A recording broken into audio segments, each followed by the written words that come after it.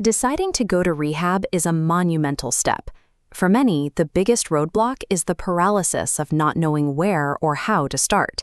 Rehab acts as an umbrella term for a broad continuum of evidence-based care. That presents a very real dilemma. You have to choose between highly restrictive inpatient care and flexible outpatient care, all while juggling your job, family obligations, and budget limits. The primary rule for navigating this choice is direct. You must never attempt to self-diagnose or guess which level of care you need. Everything starts with a clinical assessment. A licensed clinician will map your substance use history, your mental health, and your living situation to a specific treatment tier. These assessments rely on a national standard called the ASAM criteria to match your medical needs with the least restrictive setting possible. Subjecting yourself to a formal clinical assessment removes the burden of guesswork. You ensure that you only engage with the level of disruption absolutely necessary for your specific medical reality. This matrix lays out the structured treatment spectrum. Starting on the left, medically managed detox is a short-term, supervised phase focused entirely on getting a patient through withdrawal safely. From there, patients move to inpatient or residential care. This structurally controlled environment means you live at the facility, receiving around-the-clock medical supervision. Achieving immediate physical safety requires maximum disruption to daily life. You are forced to physically step away from work and secure care for your dependents. Opting for these high-intensity tiers is a conscious trade.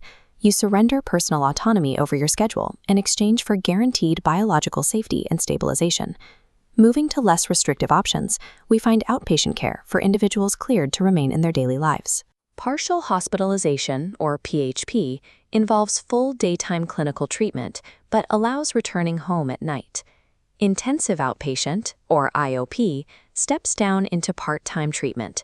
It requires several hours of therapy a few days per week, explicitly designed around standard employment schedules. The trade-off of outpatient care is distinct. You successfully maintain your livelihood and family obligations, but you are forced to face real-world triggers without 24/7 clinical supervision. Choosing an outpatient tier requires a significantly higher reliance on individual accountability. You must navigate an uncontrolled home environment in early recovery.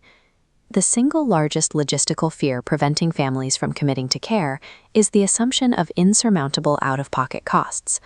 Under federal and state parity laws, most insurance plans are required to cover substance use treatment comparably to standard medical care. Before admission day, ask the facility to verify your benefits. Reputable programs will transparently explain any out-of-pocket costs up front for free. To address employment fears, many people utilize the Family and Medical Leave Act, or FMLA. This serves as a vital legal tool to protect your job status while you attend residential treatment. Facilities enforce strict packing restrictions. Rules ban complex clothing, all alcohol-based toiletries, and outside contraband. There is a clinical reason for these strict packing rules and facility phone bans.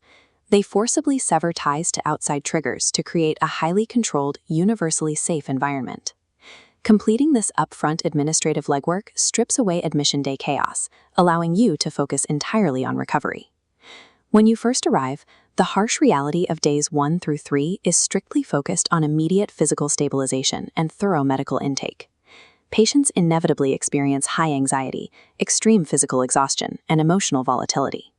This severe physical and emotional reaction is completely normal. Enduring this intense, short-term discomfort is the required payment for a long-term physiological reset.